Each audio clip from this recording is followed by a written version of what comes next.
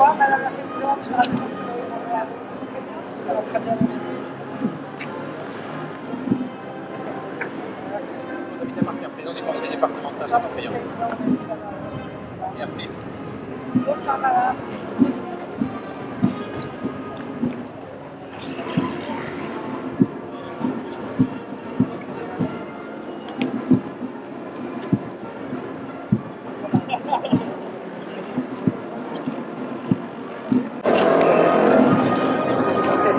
Général, vous allez bien? Merci de venir.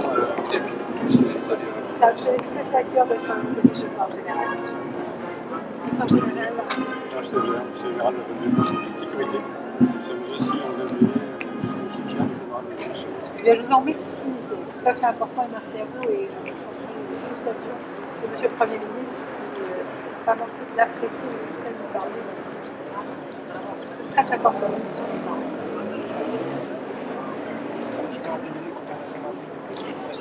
Bonsoir, Général.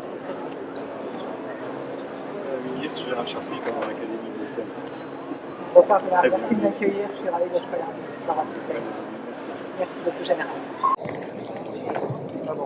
Mesdames, Messieurs, l'Académie militaire de Saint-Cyr-Coëtquidan, regroupant les écoles de formation initiale des officiers de l'armée de terre, est heureuse de vous accueillir ce soir sur le Marchal pour la cérémonie du triomphe. Cérémonie de fin d'année marquée à la fois par le départ de 3 promotions d'officiers élèves et le baptême de 2 nouvelles promotions de recrutement direct et semi-direct. Le triomphe permet le regroupement de tout un millésime de recrutement d'officiers de l'armée de terre. Ce rassemblement souligne la richesse et la diversité des voies d'accès au corps des officiers et conforte l'Académie militaire de Saint-Cyr-Coëtquidan dans son rôle de maison mère des officiers et de grande école du commandement. Sont ainsi rassemblés devant vous, de la gauche vers la droite, et à la suite de la musique de la Légion étrangère, le drapeau de l'école spéciale militaire de Saint-Cyr et sa garde. La garde est armée par les meilleurs élèves de la promotion achevant leur 2e année de scolarité, avec le major pour porte-drapeau, l'élève officier Chumilot. Les 1er, 2e et 3e bataillons de l'école spéciale militaire de Saint-Cyr, commandés respectivement par le colonel Juté, le colonel Bard et le lieutenant-colonel Sancier. Au sein de ces bataillons, constituant chacun une promotion, on retrouve aussi des cadets allemands, effectuant la même formation que leurs homologues français dans le cadre d'un partenariat unique en Europe et en vertu duquel les élèves officiers français suivent également 5 années de formation en Allemagne au titre de la réciprocité. À la droite du mât des couleurs se présente l'école militaire interarmes, héritière à la fois des anciennes écoles d'armes, qui formaient autrefois des officiers recrutés parmi les meilleurs jeunes sous-officiers, et de l'école militaire interarmes de Cherchell, en Algérie. Son drapeau est confié ce soir à la garde des meilleurs élèves officiers achevant leur 1re année de formation, le porte-drapeau étant l'élève officier Diou. Les 1re et 2e brigades de l'école correspondent aux 2 années de la scolarité des officiers de recrutement semi-direct sélectionnés sur concours ou sur titre parmi les meilleurs jeunes sous-officiers et militaires du rang. La 1re brigade est commandée par le colonel Ledoux et la 2e brigade est commandée par le lieutenant-colonel Agou. Vient ensuite l'école militaire des aspirants de Coëtquidan, l'EMAC, commandée par le colonel Olivier, avec son drapeau et sa garde composée de cadres de l'école, le porte-drapeau étant le capitaine Péré Ducret. Les officiers sous contrat encadrement, recrutés sur diplômes universitaires, qui effectuent 1 année de scolarité à l'Académie militaire avant de rejoindre les écoles d'armes avec leurs camarades des écoles d'officiers de carrière. Ils forment la promotion colonel Bourgoin. Enfin, les officiers des domaines de spécialité et officiers rangs sélectionnés sur concours parmi les meilleurs sous-officiers et engagés volontaires de l'armée de terre, qui accèdent à l'écolette d'officiers, forts de leur expérience professionnelle. L'EMAC est l'héritière du bataillon de Saint-Cyr dédié à la formation des officiers de réserve à partir de 1919, ainsi que de l'école militaire de Cherchell, en Algérie, qui forma des officiers de réserve depuis la Seconde Guerre mondiale et jusqu'en 1962. Plus d'1 siècle d'existence, près de 30 000 officiers de réserve ont donné leur vie pour la patrie. Depuis 2001 et la suspension de la conscription, l'EMAC forme les officiers sous contrat et les officiers de réserve de l'armée de terre. Au sein de ces 3 bataillons, de ces 2 brigades et de cette école, la présence d'élèves officiers issus de pays amis et partenaires de la France confirme l'Académie militaire dans son statut de référence européenne et internationale. Sont ainsi présents sur les rangs des élèves officiers internationaux venant d'Europe, d'Afrique, d'Asie et du Moyen-Orient. Tout à droite se trouvent les parrains des officiers des domaines de spécialité qui adouberont leur filleule d'ici quelques minutes. Enfin, le drapeau du 2e régiment étranger de parachutistes et sa garde, et celui du 1er régiment de choc, Centre national d'entraînement commando, invité par le 3e bataillon de l'école spéciale militaire. Le drapeau du régiment de marche du Tchad et sa garde, invité par la 2e brigade de l'école militaire interarmes, ferment le dispositif. Leur présence est liée à l'histoire des parrains de promotion qui seront donnés tout à l'heure. Cette cérémonie, présidée par Mme Catherine Vautrin, ministre des Armées et des Anciens Combattants, se déroulera de la façon suivante. Dans quelques instants, le colonel Christophe Morin, commandant des formations d'élèves et commandant des troupes pour cette cérémonie, accueillera Mme Catherine Vautrin, ministre des Armées et des Anciens Combattants, et le général d'armée Pierre Schill, chef d'état-major de l'armée de terre. Les autorités iront saluer le drapeau de l'école spéciale militaire de Saint-Cyr avant de passer les troupes en revue. S'en suivra l'allocution de la ministre des Armées. Vous assisterez ensuite à la passation du glaive de commandement du chef d'état-major de l'armée de terre entre le général d'armée Pierre Schill et le général d'armée Jacques Langlade de Montfort, au son du chant de l'armée de terre prêt dès ce soir, chanté par les promotions. À l'adoubement des officiers des domaines de spécialité et des officiers de recrutement en rang, au baptême de la 2e brigade de l'école militaire interarmes, puis à celui du 3e bataillon de l'école spéciale militaire de Saint-Cyr. À l'issue des baptêmes, les promotions achevant leur formation cette année quitteront le Marchfeld en chantant. Les officiers élèves de cette promotion rejoindront les écoles d'application et de spécialité en août prochain. Enfin, les autorités quitteront le Marchfeld, concluant ainsi la cérémonie. Le colonel Christophe Morin va maintenant présenter les formations d'élèves à Mme Catherine Vautrin, ministre des Armées et des Anciens Combattants. Cette dernière sera accompagnée des autorités suivantes. M. Michel Gallet, préfet du Morbihan, le général d'armée Pierre Schill, chef d'état-major de l'armée de terre, M. Paul Molac, député de la 4e circonscription du Morbihan, conseiller régional de Bretagne, Mme Muriel Jourda, sénatrice du Morbihan, conseillère départementale du Morbihan, M. Simon Huzelin, sénateur du Morbihan, conseiller régional de Bretagne, M. David Lapartia, président du conseil départemental du Morbihan, M. Paul Rodriguez, maire de Guerre, le général de corps d'armée Patrick Stéger, officier général de zone de défense et de sécurité ouest et commandant de zone terre nord-ouest, le général de corps d'armée Jean-Luc Villeminet, commandant la région de gendarmerie de Bretagne, commandant la gendarmerie pour les zones de défense et de sécurité ouest, M. Frédéric Théy, procureur de la République près le tribunal judiciaire de Rennes, le général de division Emmanuel Charpie, commandant l'Académie militaire de Saint-Cyr-Petit-Lan. Les troupes seront passées en revue par Mme Vautrin, ministre des Armées et des Anciens Combattants, et par le général d'armée Schill, chef d'état-major de l'armée de terre, accompagné du général de division Charpie, commandant l'Académie militaire de Saint-Cyr-Petit-Lan, et du colonel Morin. Académie militaire de Saint-Cyr-Petit-Lan, armes commandement. Cameroun.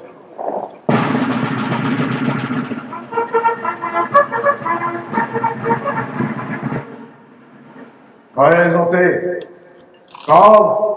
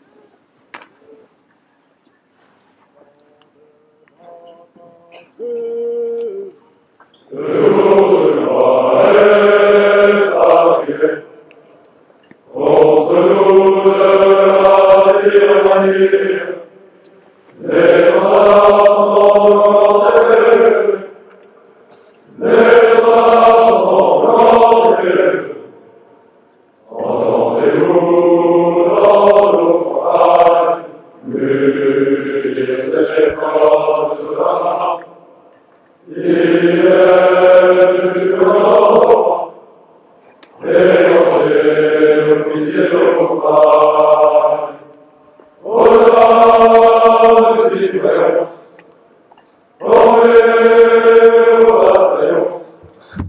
Marchons, marchons, ensemble,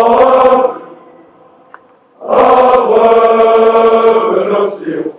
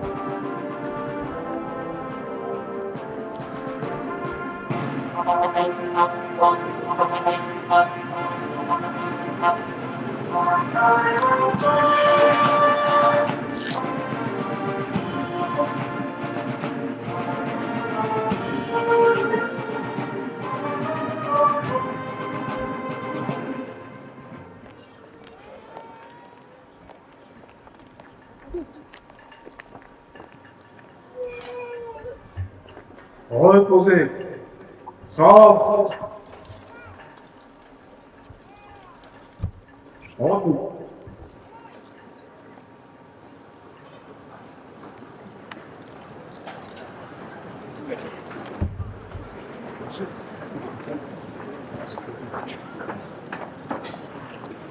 Calmez-vous.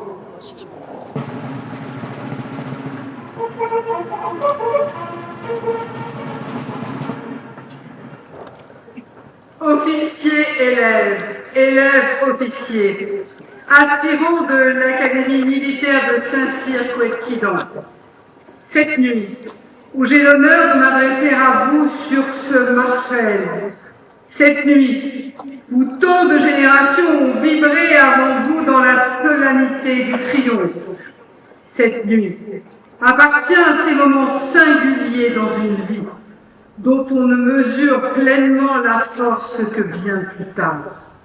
Car si le triomphe consacre l'excellence d'une formation, il marque surtout le commencement d'une vie de responsabilité. Ici, les amitiés nouées, les joies et les épreuves traversées, les exigences consenties, la camaraderie qui en est le fruit, constituent le ferment de votre carrière. Je le constate chaque jour auprès de vos aînés, au sein de mon équipe rapprochée, ou lorsque je les rencontre sur le terrain, dans les circonstances les plus difficiles, ils reviennent toujours à ce qu'ils ont reçu ici, à Couëtquidan. Ils reviennent toujours à une certaine idée du commandement et du service, indissociable d'une certaine idée de la France.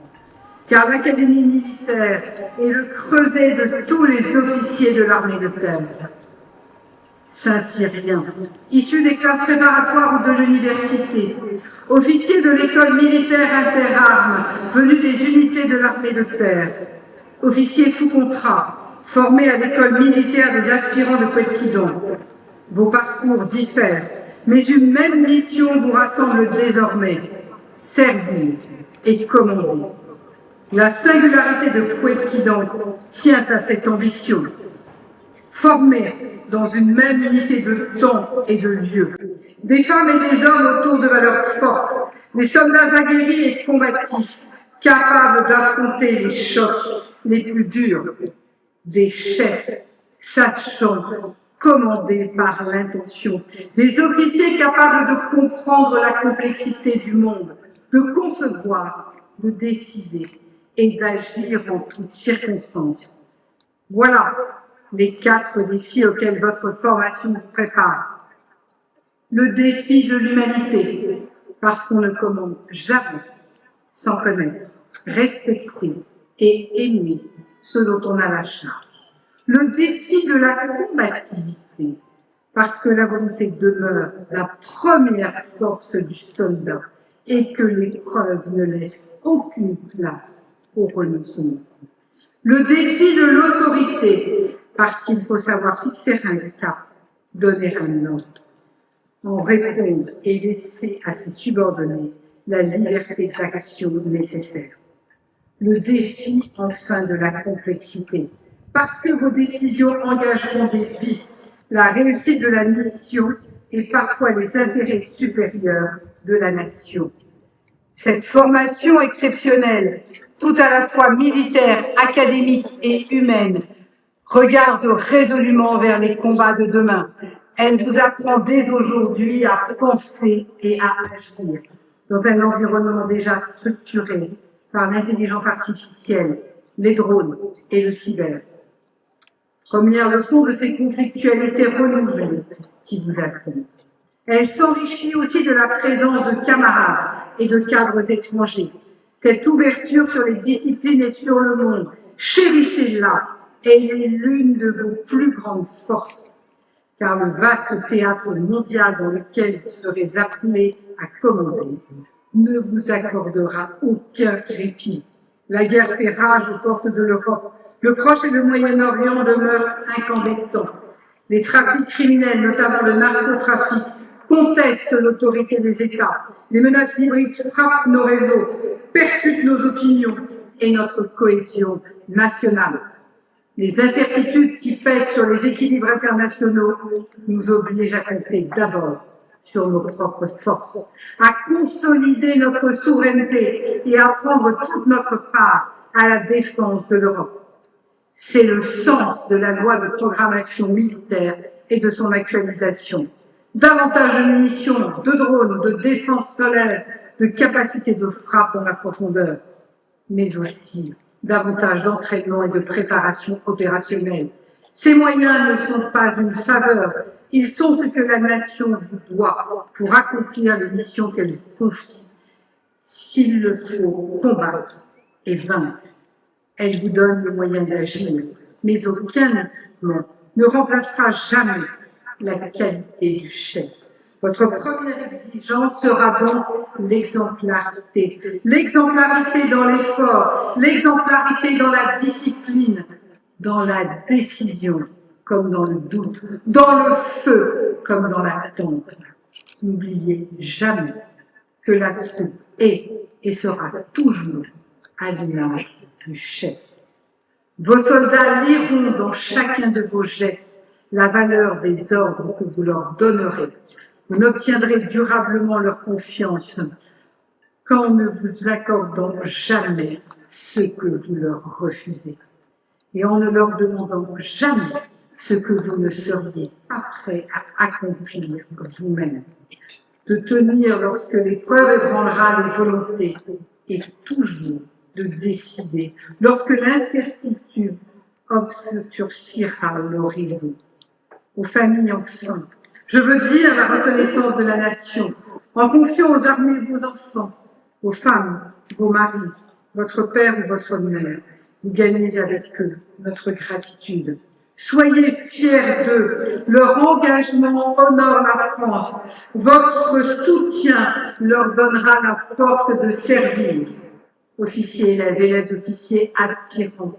Vous avez choisi une vie exigeante, une vie de devoir, de courage et de fraternité. Soyez dignes de la confiance que la France place en vous.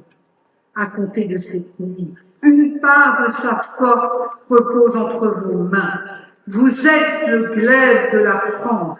Ce glaive, la République ne le tire jamais à la légère, mais quand il le faudra, servez sans faillir, commandez sans faiblesse, combattez avec la certitude que derrière vous se tient tout un peuple, le peuple de France. Vive l'Académie militaire de Saint-Cyr-Couët-Quidon, vive l'armée de terre, vive la République, vive la France.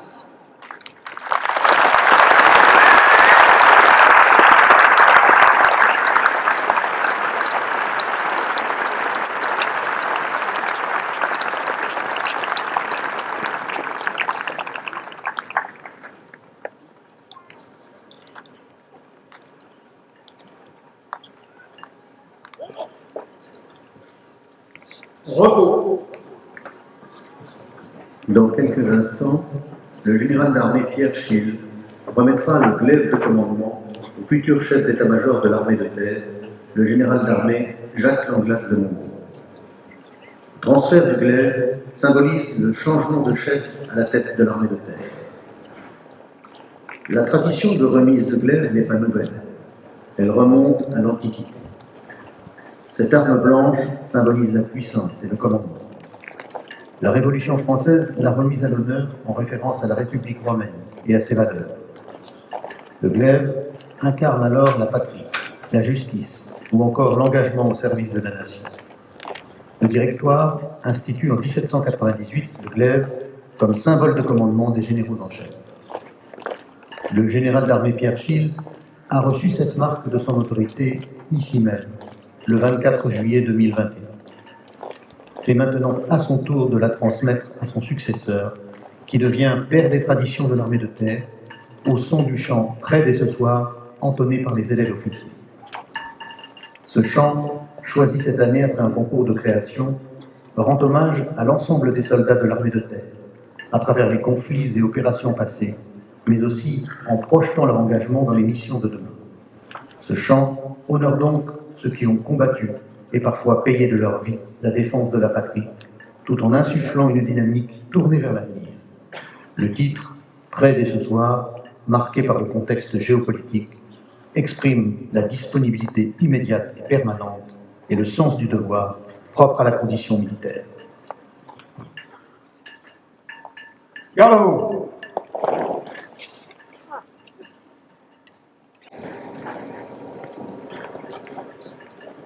Alignés saluant au souffle du matin, le drapeau qui s'élève, guidant notre destin, sous son ombre sacrée, regarde vers le haut.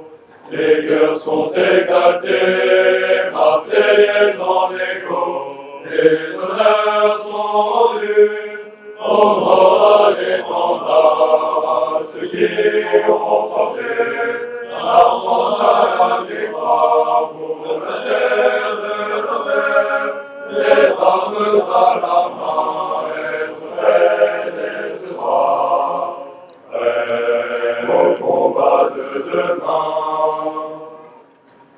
Quand le cœur de la France lui aussi est atteint, l'armée déployée au plus proche des siens, elle surveille les places, affronte les ruelles, réagit aux menaces, et une sentinelle, les honneurs sont dus, aux morts à l'étendard, aux soldats inconnus, au grand nom de l'histoire, aujourd'hui comme hier, les armes à la main, être prêts dès ce soir, prêts au combat de demain.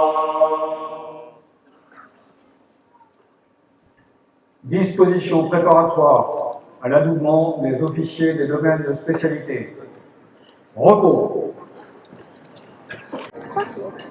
Depuis 2020, les recrutements officiers-rang et semi-directs tardifs ont évolué pour laisser la place à un concours professionnel appelé Voie des officiers de domaine de spécialité. Ce dernier est ouvert aux militaires non-officiers comptant 10 ans de service et âgés au plus de 45 ans. Les officiers des domaines de spécialité suivront une scolarité adaptée en fonction de leur recrutement. 189 nouveaux officiers recrutés cette année à ce titre sont présents sur les rangs ce soir. Ces officiers forment la promotion lieutenant Chabal. Né en 1910 dans les Alpes, Abel Chabal a été un grand serviteur de la France au XXe siècle. Il débute sa carrière comme simple soldat d'infanterie au Maroc en 1931 et promu sous-officier en 1933 avant de combattre les Italiens en 1940 au sein d'un bataillon de chasseurs alpins. Il rejoint la Résistance et les FFI de l'Isère en 1943. Il est promu officier début 1944 et participe à la bataille du Vercors, où il est tué le 23 juillet 1944 à la tête de sa compagnie. Reconnu mort pour la France, il reçoit la Légion d'honneur à titre posthume. Officier charismatique et fédérateur, particulièrement reconnu pour sa combativité, il incarne parfaitement les valeurs de mérite, de courage et de dévouement à la patrie. Dans quelques instants, et à l'image d'un rite d'adoubement, les officiers des domaines de spécialité et les officiers rangs de la promotion lieutenant Chabal vont recevoir des mains de leurs parrains leur sabre, dont le port symbolise l'état d'officier et l'engagement à servir la France par les armes. Garde à vous.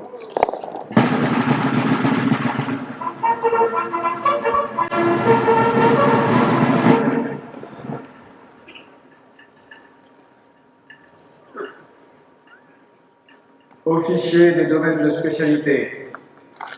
Genoux. Terre.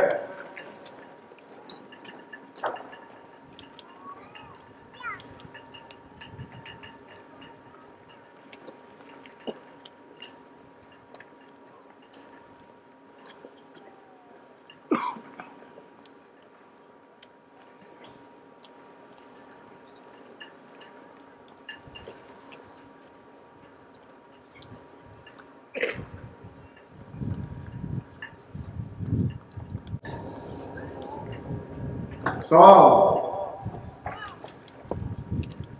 Main. Adoubé.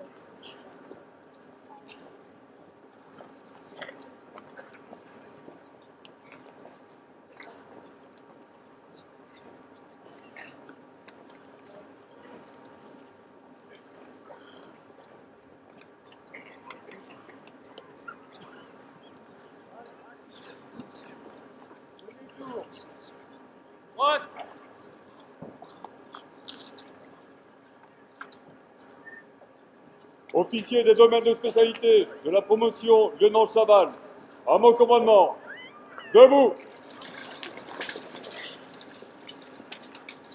Présentez. Stop.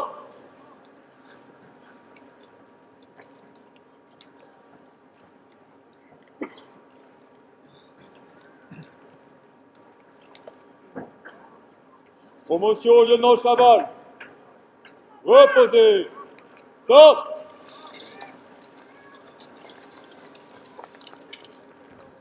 Disposition préparatoire au baptême de promotion de la 2e brigade de l'école militaire interarmes.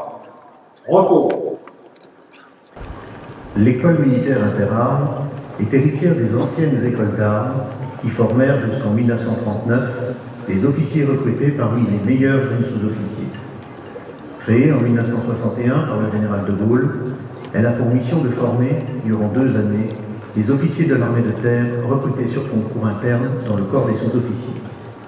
Depuis 2010, ce concours est également ouvert aux engagés volontaires de l'armée de terre. La 65e promotion, qui va être baptisée devant vous ce soir, forte de 118 élèves officiers, dont 9 élèves officiers internationaux, est commandée par le lieutenant-colonel Hague.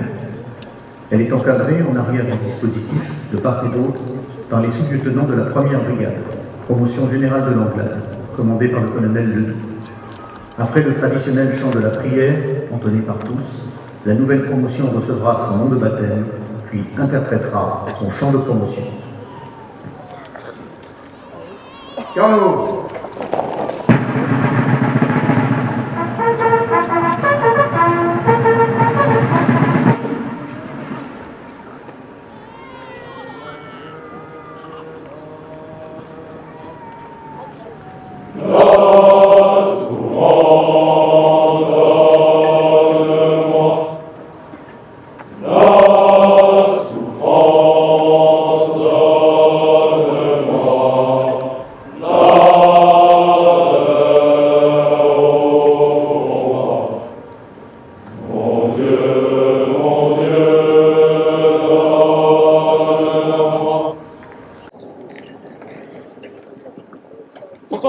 Promotion de l'école militaire interarmes.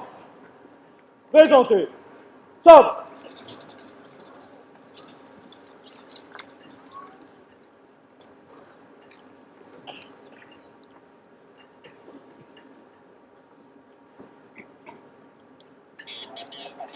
Mon général, quel nom donnerez-vous à cette promotion de l'école militaire interarmes? Cette promotion de l'école militaire interarmes portera le nom de lieutenant-colonel Colonna d'Ornano.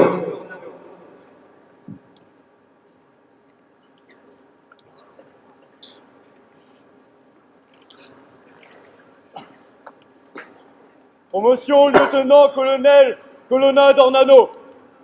Reposez. Sabre.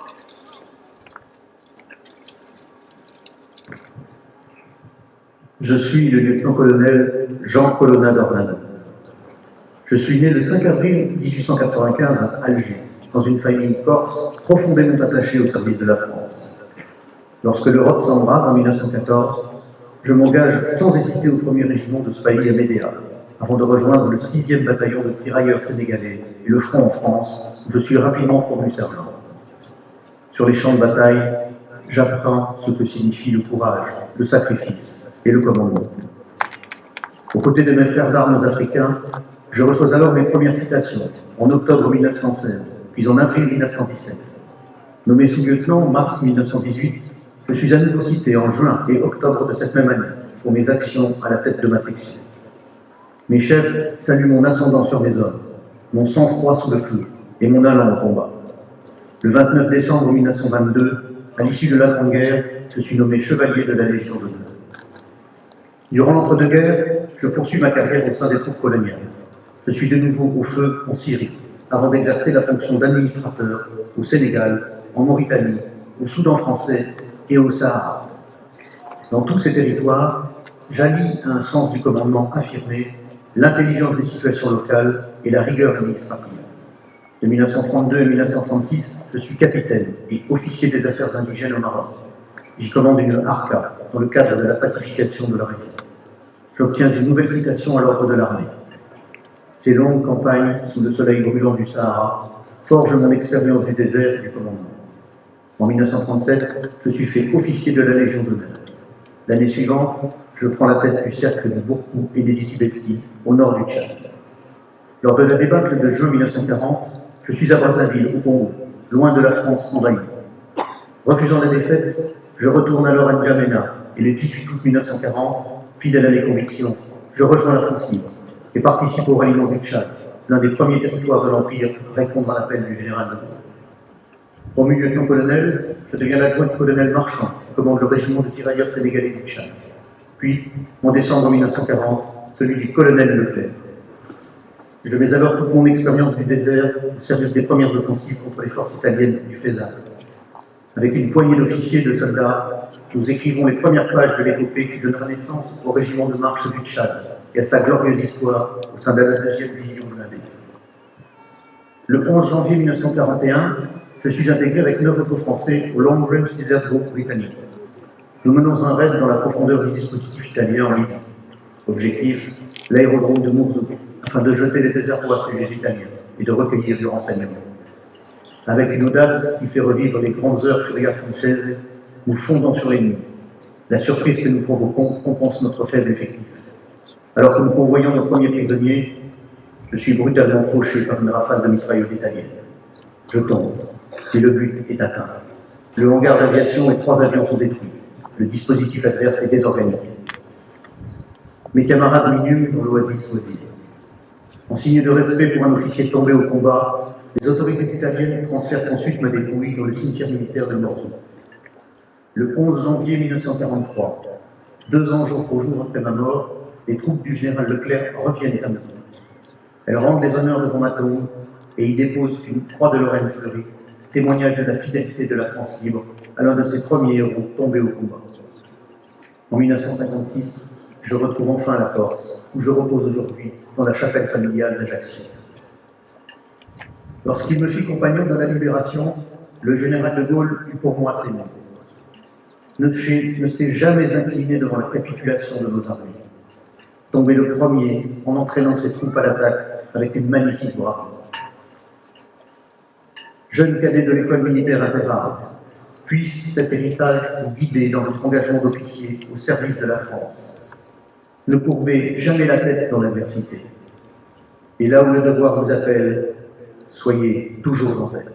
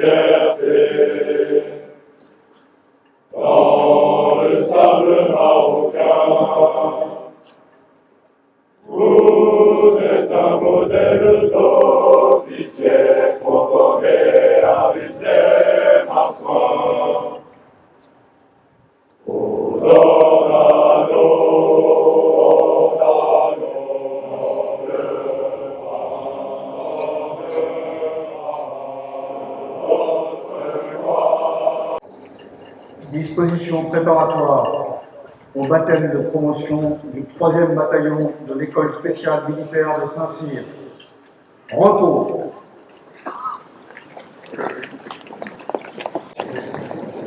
L'école spéciale militaire a été fondée en 1802 à Fontainebleau par le premier consul Bonaparte, puis transférée à Saint-Cyr, près de Versailles, en 1808. Depuis, elle en a gardé le nom. Elle y restera jusqu'en 1940. Repliée à Aix-en-Provence, Saint-Cyr continue de former des officiers jusqu'en novembre 1942. Parallèlement, le général de Gaulle crée l'école des cadets de la France libre en Angleterre. De 1943 à 1945, la formation des officiers français est effectuée à Cherchell, en Algérie, pour encadrer l'armée de la Libération. En 1945, cette école est transférée ici, au camp de Poitiers, où, sous l'impulsion du général Delattre, l'amalgame entre l'armée régulière et les forces françaises de l'intérieur continue, font une école unique pour une France unie. Ainsi, de 1947 à 1961, elle prend le nom d'École spéciale militaire interarmes. En 1961, il est décidé de dédier une école pour chaque voie de recrutement. Saint-Cyr pour le recrutement direct, l'école militaire interarmes pour le recrutement interne. Le bataillon, qui va être baptisé, commandé par le lieutenant-colonel Sancier, compte dans ses rangs 179 élèves officiers, dont 20 élèves officiers internationaux. Il est encadré de part et d'autre dans le 2e bataillon, promotion générale de Zé, et en arrière du dispositif, par les sous-lieutenants de la promotion capitaine des Certeaux, 1er bataillon de France.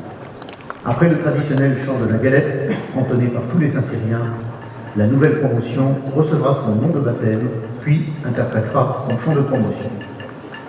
Ce soir, ces jeunes Saint-Cyriens, que leurs anciens surnomment les Bazars, vont recevoir à genoux leur nom de baptême.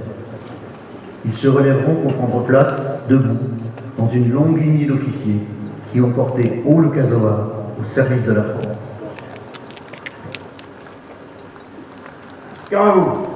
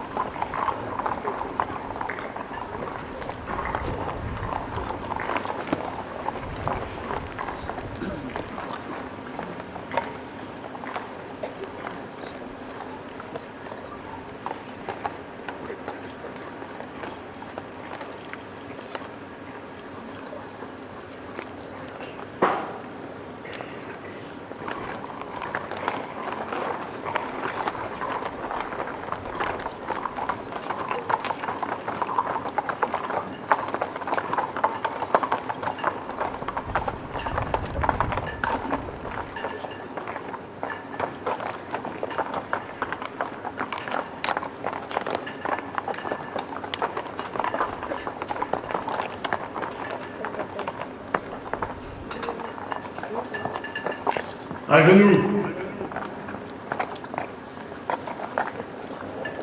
Les hommes.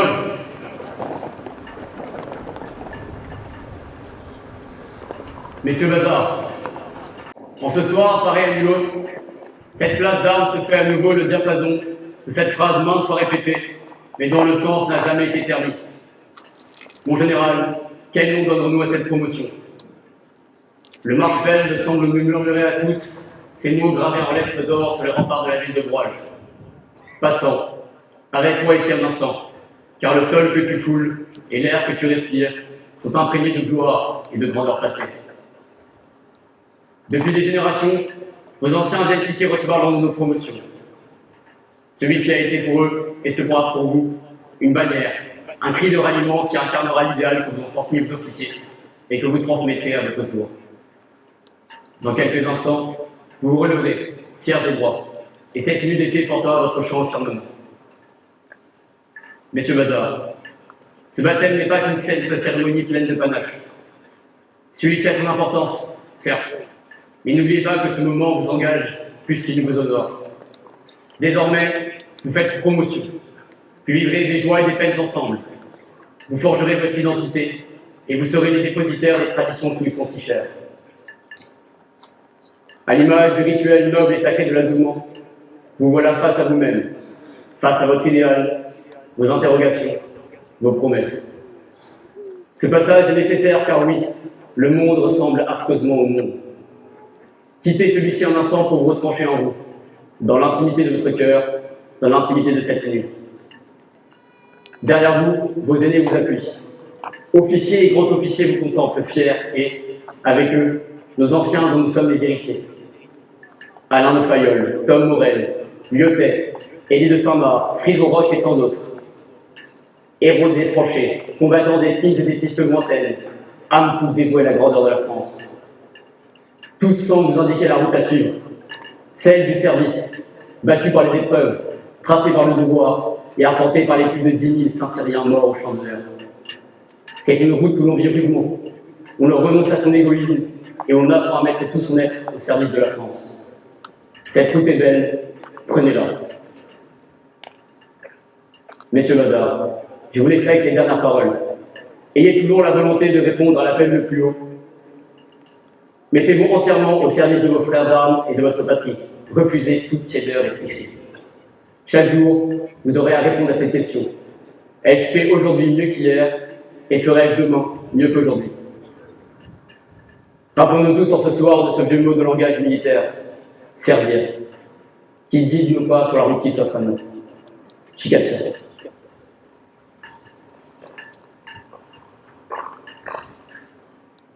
Mon général, quel nom donnerons-nous à cette promotion de l'école spéciale militaire de Saint-Cyr? Cette promotion de l'école spéciale militaire de Saint-Cyr portera le nom de Général Lefort.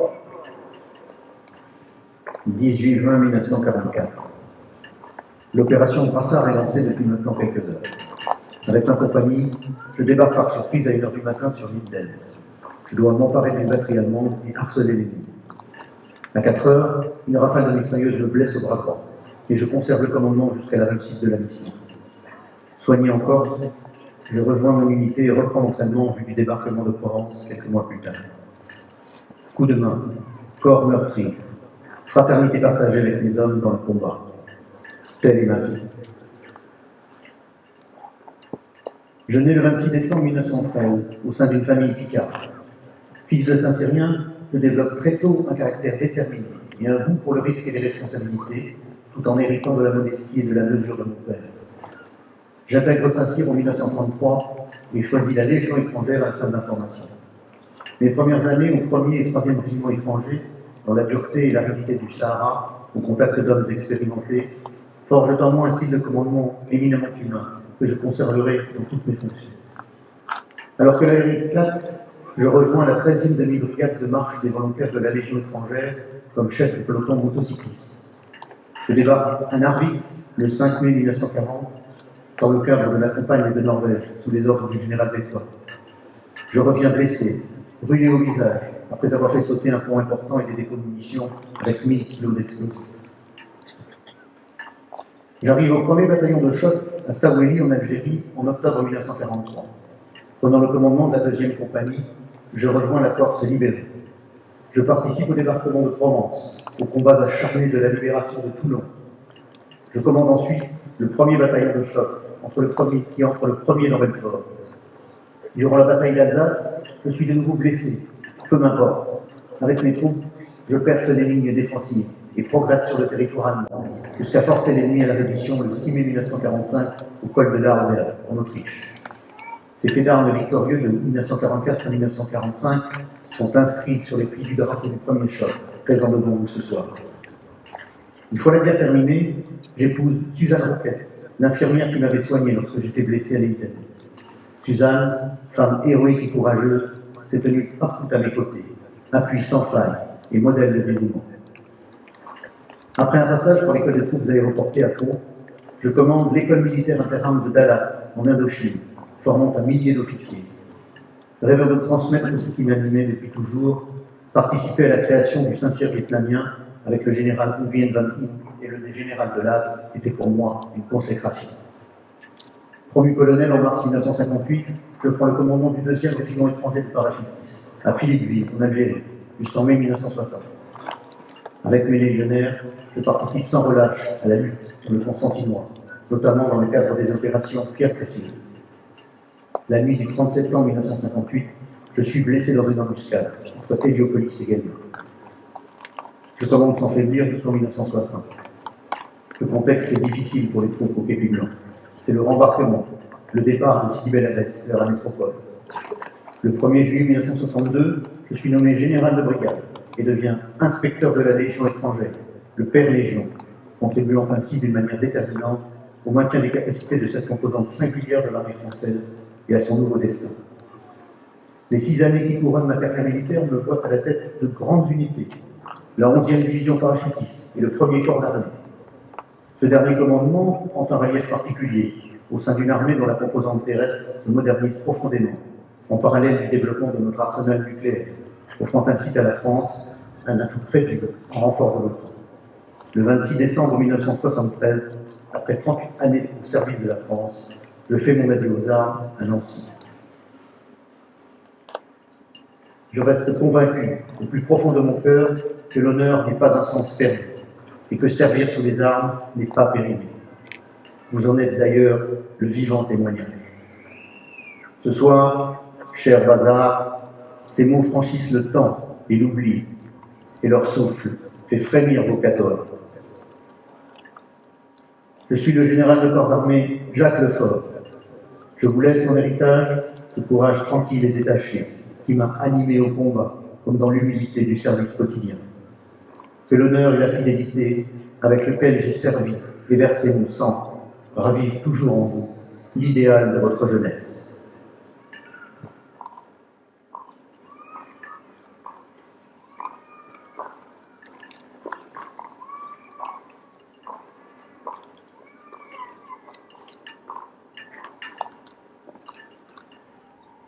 Debout, les officiers.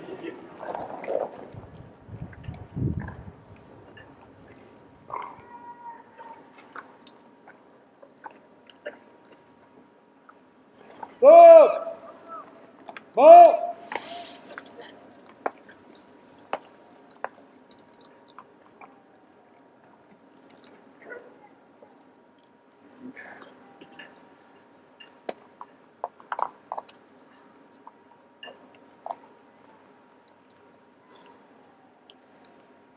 Reposez! Stop!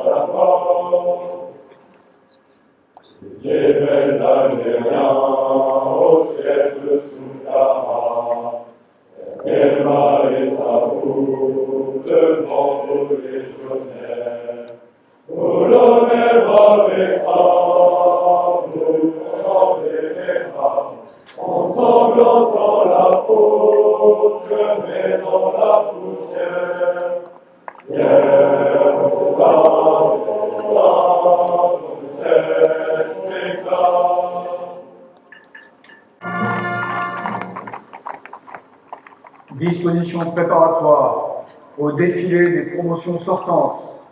Repos.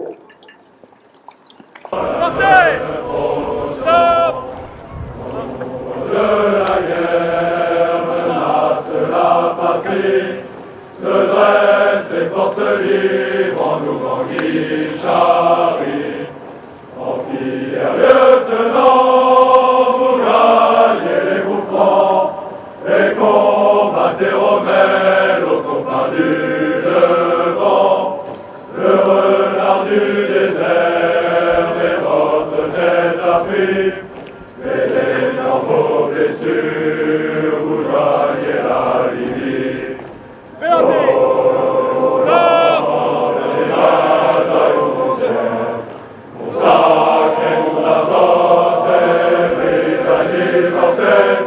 Que votre main sans paille protège vos officiers à l'heure de la bataille sous le feu et l'acier. Puisons dans votre audace sa fougue et sa passion, s'élance vaillamment la jeune promotion. Au prix de qui ose gagne avec les SAS, si Poli vous entend s'appeler l'adverse, vos mitrailleuses grondent dans toute la Tunisie, au gré des coups d'éclat qu'un volet de mine. Blessés par 37 fois, vous résistez encore, et enfouis sous le sable, échappés à la mort.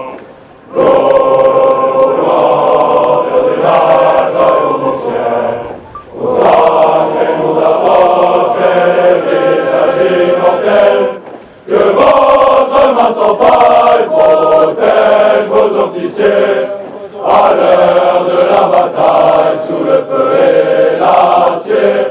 Puisant dans votre audace sa fougue et sa passion, s'élance vaillamment la jeune promotion. Depuis l'île du Nord, vous sautez sur la France, sous l'arbre tricolore jaillit l'espérance. En la de vos vous allez maquis.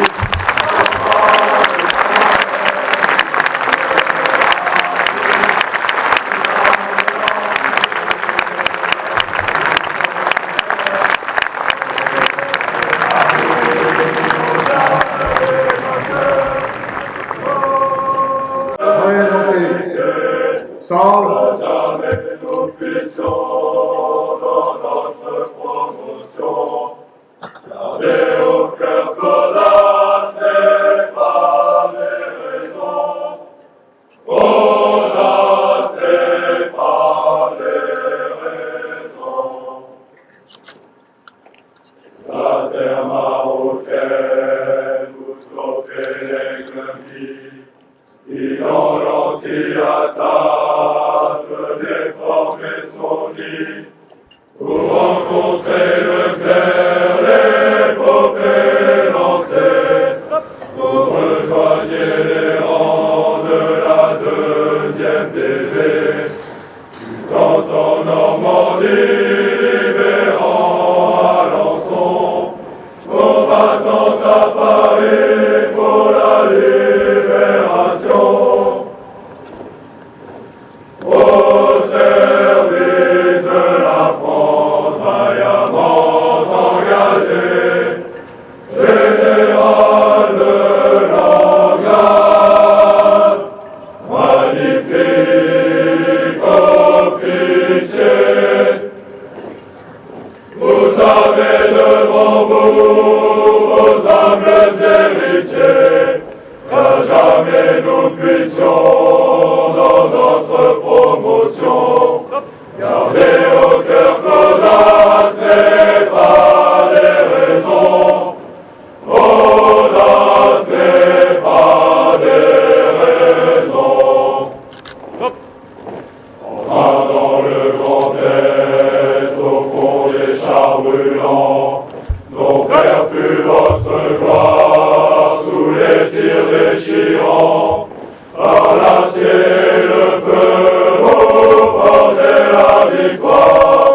Officiers de prestige sans rechercher la gloire, vous libérez Strasbourg faisant tomber le voile, recouvrant le clocher de la terre sacrée. Au service de la France vaillamment engagée, général de l'engagement,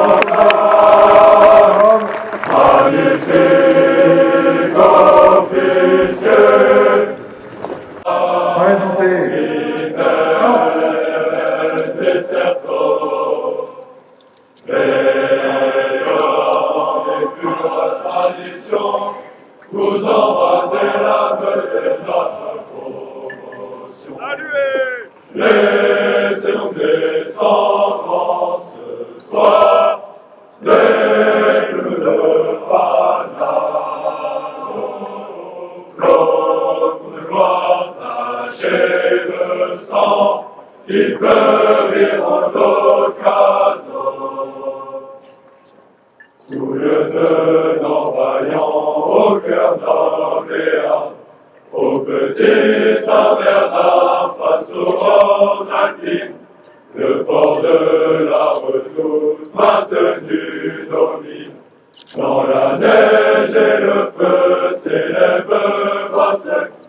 Dans la France se couche, vous dressez, la gloire vous acclame, l'Italie est restée, l'ennemi vous salue, en sortant vous honore, vous y laissez graver un nom en lettres d'or. Rendez-vous dans l'air allemand, sonnons les vieux corps, le nom du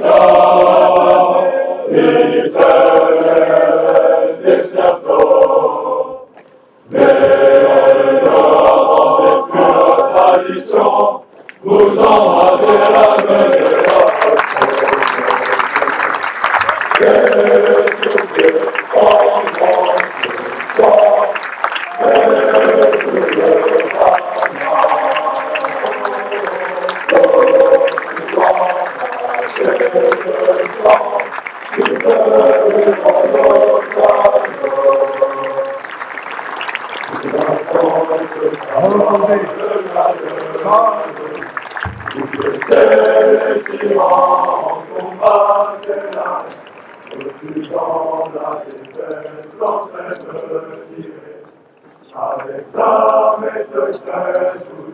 repos. Le colonel Morin va maintenant saluer les autorités. Merci de conserver vos places dans les tribunes durant cette dernière phase de notre cérémonie.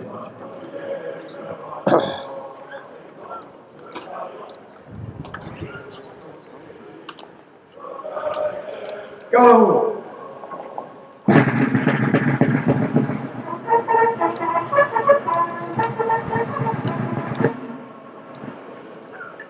Présentez. Ça.